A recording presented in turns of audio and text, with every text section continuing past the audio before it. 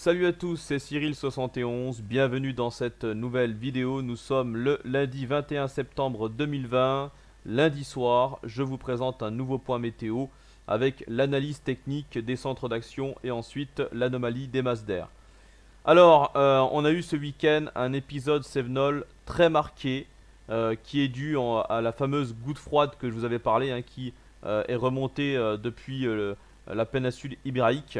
Cette goutte froide a également été légèrement, on va dire, boostée par de l'air subtropical. Et donc, c'est la raison aussi pour laquelle ça a renforcé, hein, avec ce flux de sud, les pluies abondantes diluviennes qui sont venus se bloquer sur le relief, hein, des Cévennes. Voilà donc pour ce week-end. Les restes de la goutte froide se situent en ce moment ici, sur le pays, qui influence plutôt la moitié sud avec des évolutions orageuses. Alors pour l'instant, ça reste encore localisé, mais on voit qu'on a souvent soit des orages, soit des averses orageuses.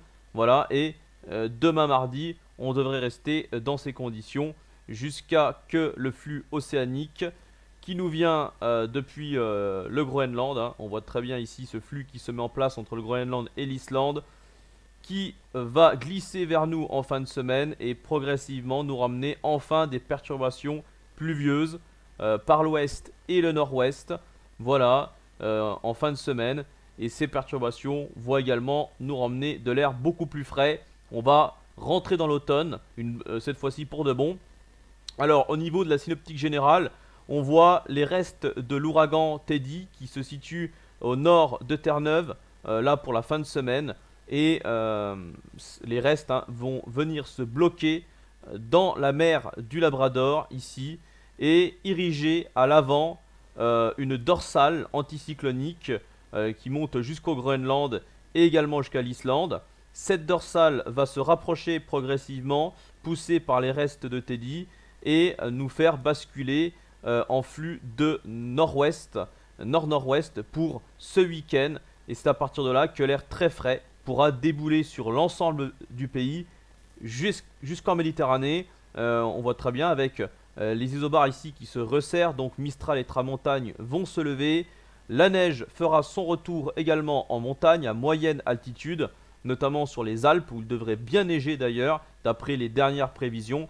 Et notre dépression se situera donc sur l'Europe centrale, avec derrière, sur l'Europe de l'Est et en direction de la Russie, un anticyclone important qui va induire une anomalie chaude à des latitudes assez élevées. On va le voir après.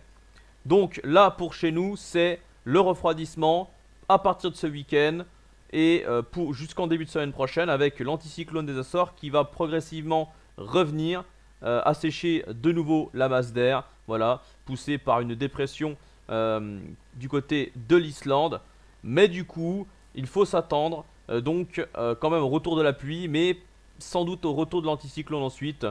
Tout cela dans une ambiance vraiment rafraîchie. On va voir tout de suite avec l'anomalie des températures de la masse d'air. Alors, pour l'instant, on est encore dans des températures légèrement supérieures à la normale, notamment sur la moitié nord. Et on va voir ce refroidissement arriver par l'Atlantique, hein, on le voit ici. Voilà, et progressivement, avec le flux qui tournera au nord-nord-ouest entre vendredi et samedi, l'air frais va pouvoir, vous voyez, hein, descendre jusqu'en Espagne, l'ensemble de la Méditerranée et même jusqu'au nord de l'Algérie. On sera dans les températures on sera en dessous de 8 degrés, hein, voilà, donc 8 degrés en dessous de la normale. On voit très bien ici, hein, cette tache bien bleue. Et tout cela jusqu'en début de semaine prochaine.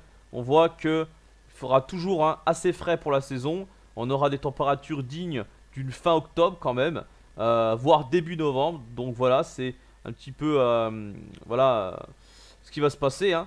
Et de l'autre côté, je vous l'ai dit, hein, vers la Russie, en direction du nord-est de la Scandinavie, voilà, l'Europe de l'Est, on aura des températures beaucoup plus chaudes que la normale, avec voilà, cette anomalie chaude qu'on distingue très bien ici. C'est l'effet balancier en fait, hein, comme souvent. Voilà, on a du froid qui descend d'un côté et de l'autre côté, ça fait remonter l'air chaud. C'est par rapport au jet stream qui ondule et voilà, on est toujours dans ces courants atmosphériques qui ondulent Et tout cela devrait perdurer à mon avis dans les prochaines semaines. C'est un petit peu la tendance. On voit toujours ce jet stream qui ondule et donc qui, par moment, avec ses flux méridiens, soit nous apporterait de l'air très chaud ou très doux, soit de l'air très frais ou froid, voilà, par rapport à la saison. Du coup, je pense que c'est un petit peu ça les tendances, hein. On voit toujours ce jet stream qui ondule, donc il faut s'attendre à des contrastes de température par période. Bon, en tout cas, ça c'est mon avis, hein, pour la suite. Voilà pour ce point météo. Ben, j'espère qu'il vous aura plu, c'est complet.